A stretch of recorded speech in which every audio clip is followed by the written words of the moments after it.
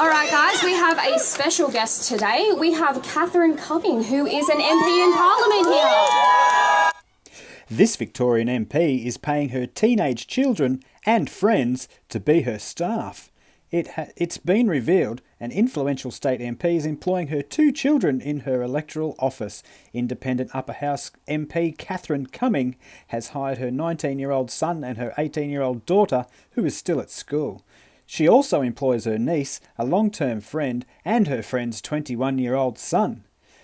Ms Cummings defended the move, saying she was unaware of the hiring process until after her election. "I did not realise I had to hire staff and run my office as well," she told 3AW's Neil Mitchell.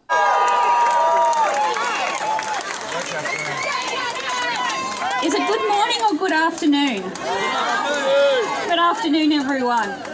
My name is Catherine Cumming. I'm a doctor of Chinese medicine, but also I'm a member of Parliament here in Victoria in the Upper House. And obviously I'm not in my power suit. I turned up because my son's actually playing cricket in the next ground. The Western Metropolitan MP cited trust issues as the reason for employing those close to her. "I'm in a political environment, and you have to have people you can trust," she said. "I have hired people who I trust and who are capable of doing the job." I turned up because my son's actually playing cricket in the next ground, and as he drove here today, because he's a learner driver, and as all the parents out there who have got learner drivers would understand what that's like. Ms Cumming said she knows a handful of other MPs who also employ family members. Surprisingly, since this came out, she wants to see the practice of employing family members banned. "I'm happy we're having this conversation because it needs to change," she said. MPs from both sides of politics say it doesn't pass the pub test. When we pulled up, he said, "Mum, you wouldn't believe it, there is a protest in Faulkner Park today." And I said, "Really, son?" I said, "Which one?" And he explained that you guys were here today. So I could have jumped back in my car and went home and got my coffee, but I decided to come here and listen to you today.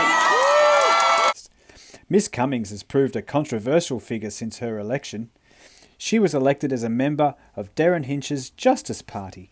Neil Mitchell, who had clashed with Ms Cumming when she was a Maribyrnong councillor, warned Mr Hinch it would end in tears, and it took Ms Cumming less than a month to ditch the party for what could only be explained as trivial reasons. She also showed an inordinate amount of interest in the $800,000 per year she'd have earned as an independent, Hinch claimed in an interview with 3AW Drive at the time.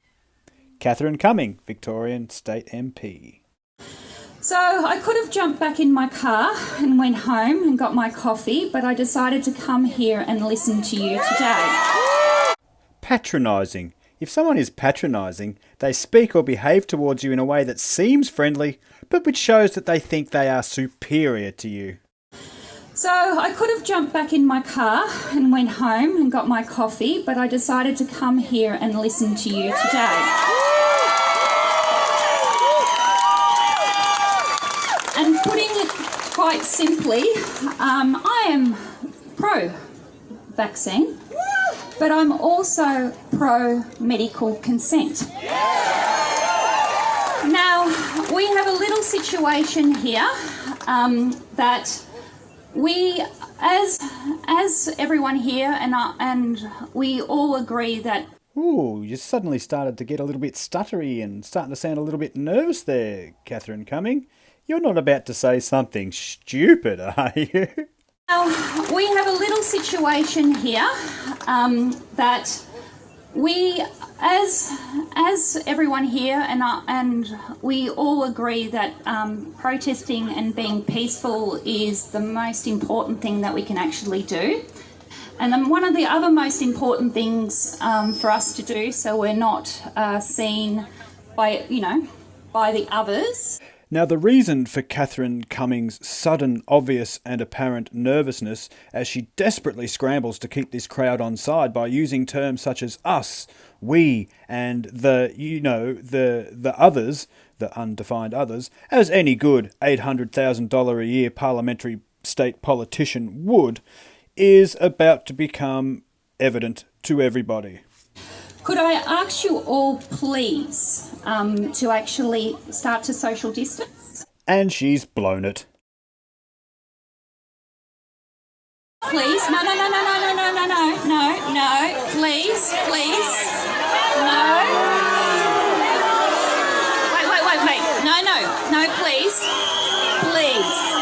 please, no. If you want me to hear your voice, you need to hear mine.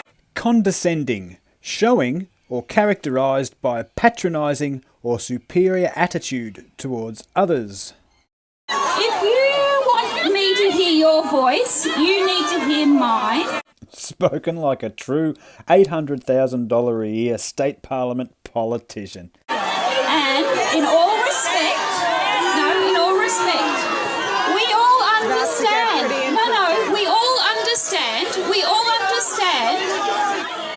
Again, spoken like a true $800,000 a year state parliament politician. No, we do understand. If you are here as a group, stay in your group.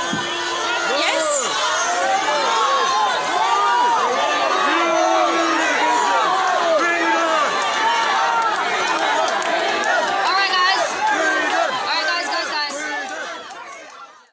Now, you've probably all seen this already from the closing ceremonies at the Australian Open after the final. This is Jane Herdlicker.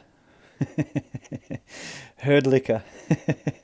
Wouldn't want to be a cow in that herd. Time of heartfelt challenge. It's been a time of deep loss and extraordinary sacrifice for everyone. And with vaccinations on the way, rolling out in many countries around the world, it's now a time for optimism and hope for the future.